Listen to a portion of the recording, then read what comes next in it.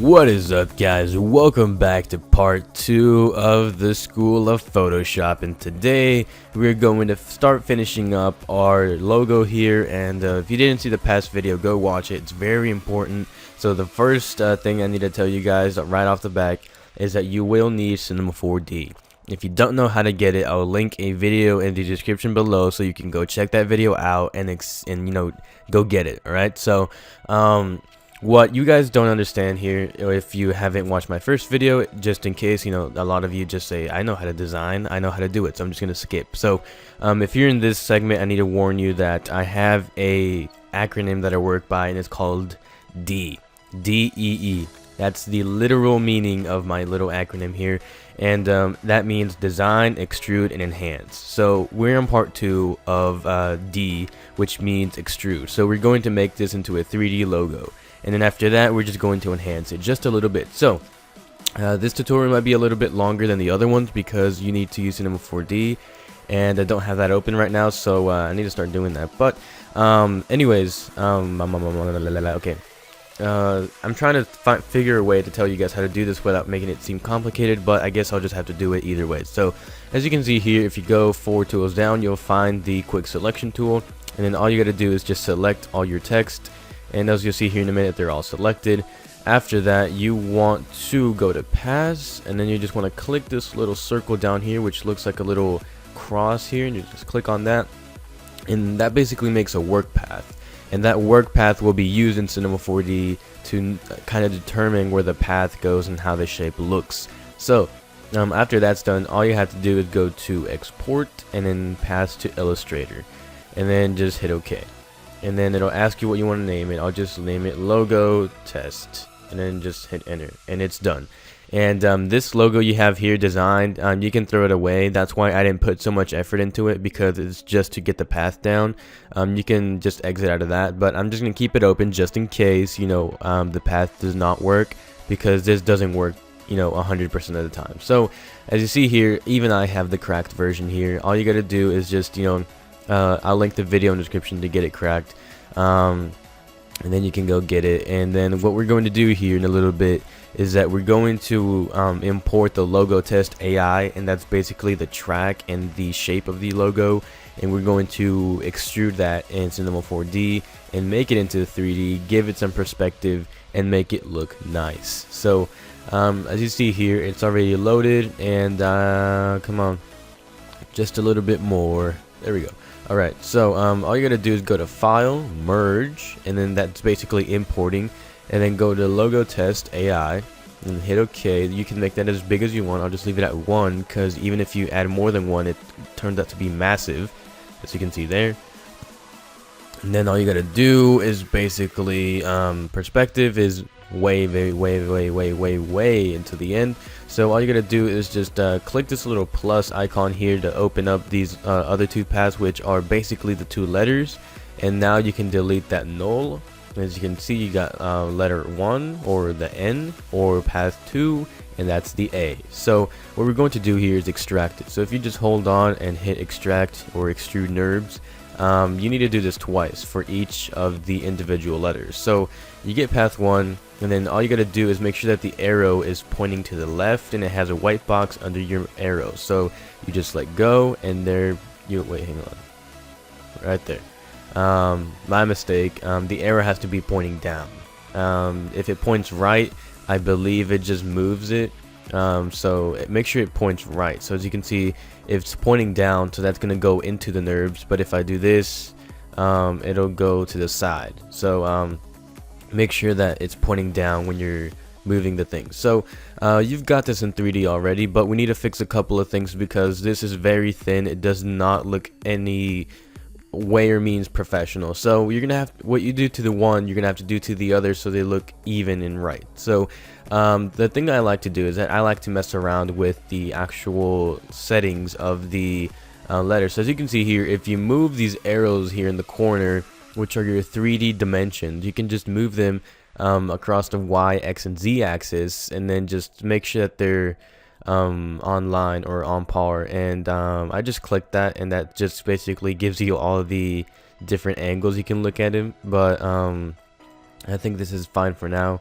and I guess all you can do right now is just move it around just a bit. So already look, it looks like a different logo if you like tilt your head sideways maybe, but let's get right into the extruding. So make sure you click on the first one that says extrude NURBS, go to object, and right where it says movement, instead of 20 centimeters you want to do 50. As you can see, there's a massive increase in the actual 3D extrude.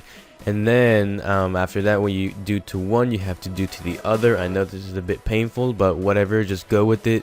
And as you can see, it's much more thicker than it was before, and now it gives it more dimension. And so what you want to do is Control Z, or not Control Z, Control C and Control V.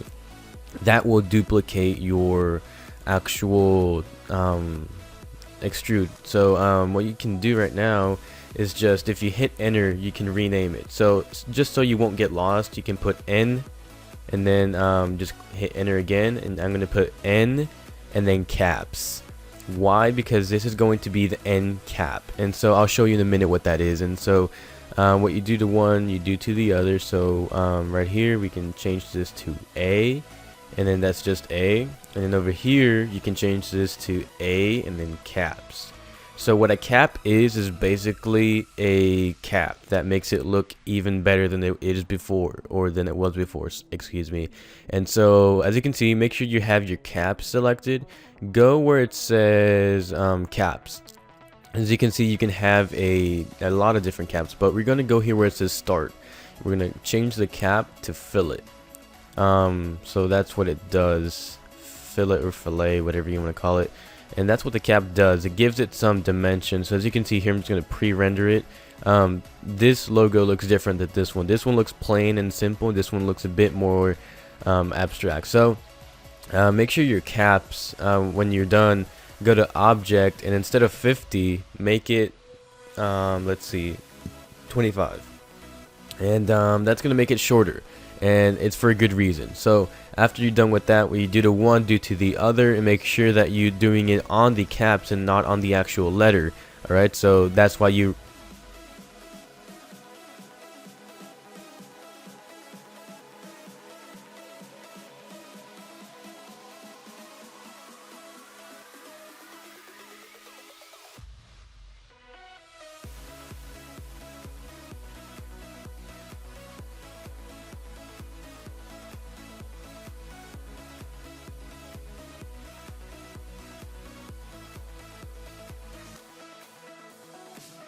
rename them to cap. So just go to object, make sure you put it at 25, I think I said, and then you can use this little dial here to turn into a 3D atmosphere or air or whatever, and that way you can have an aerial view of what's going on in your logo. So select your cap and your other cap. So actually for now we're going to move cap A under A, and then we're going to get these two caps and select them at the same time. And what we're going to do is that we're going to pull them into the middle. So if you didn't catch that, all I did is that I moved N and A together. That way I won't, because when you're selecting multiple extracts, you have to hold shift. So if you hold shift and N and click on A while you're holding, you're still holding shift here, you just select on the ones that you want to select. So as you can see here, I'm just selecting all of these. So you just have to hold shift.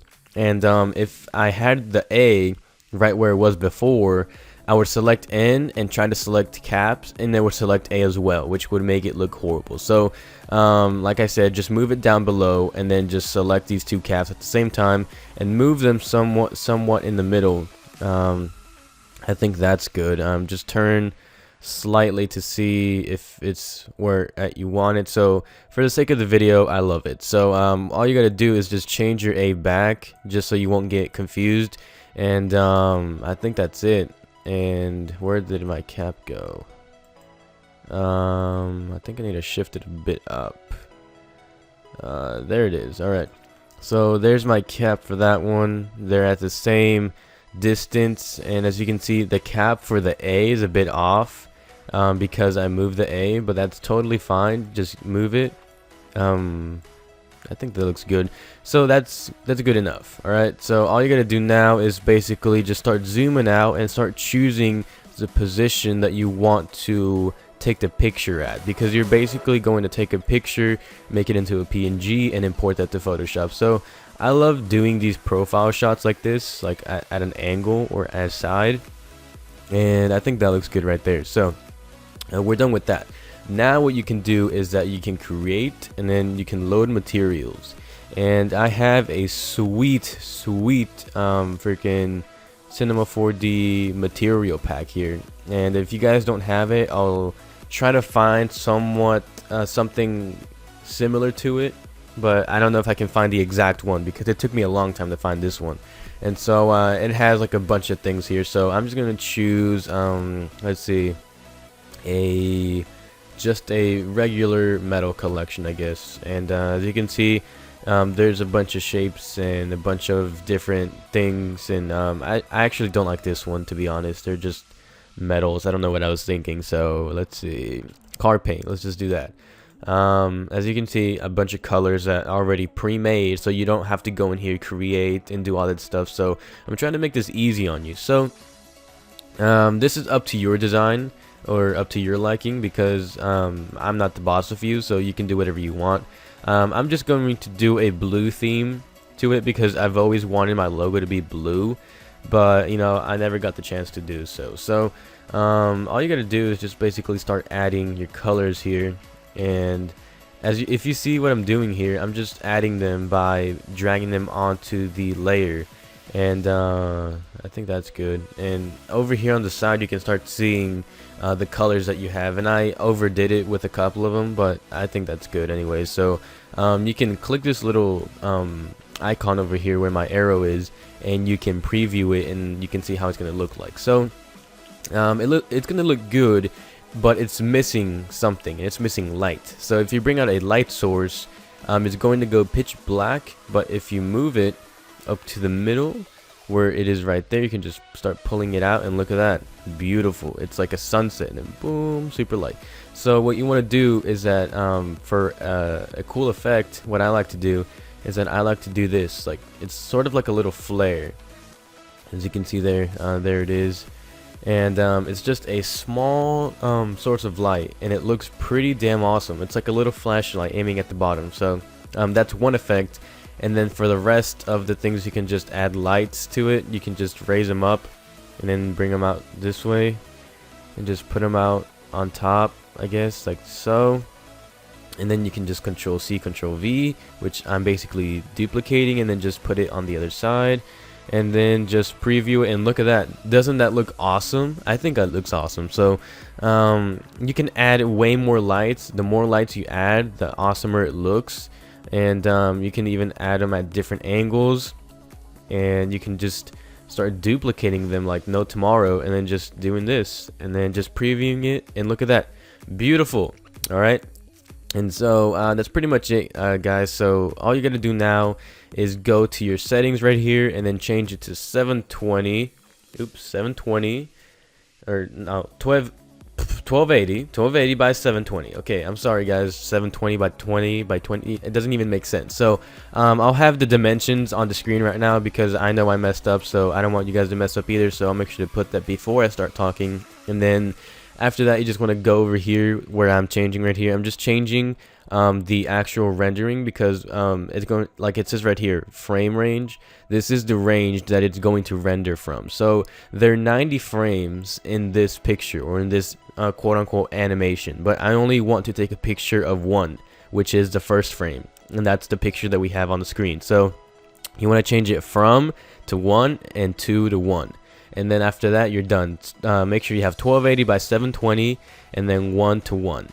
and after that you can leave everything else the same. Go to save, and then you can just click on these 3 little dots and choose where you want to save it. I'll just save it on my desktop and name it NA logo, or logo, there we go, all caps, it doesn't even matter. So go where it says PNG, that way it'll take a picture, and click on alpha channel. It's crucial that you click on alpha channel, because if you don't, it's just going to be a black just atmosphere to your logo, and it's not going to look good. So after that, make sure you have everything in, you can pause the video, make sure you have everything in shape, click on the X, and now that you're done, you can zoom out a little bit, because since we changed the dimensions, it zoomed in for us a little bit, and we don't want that. So make sure you have it just right.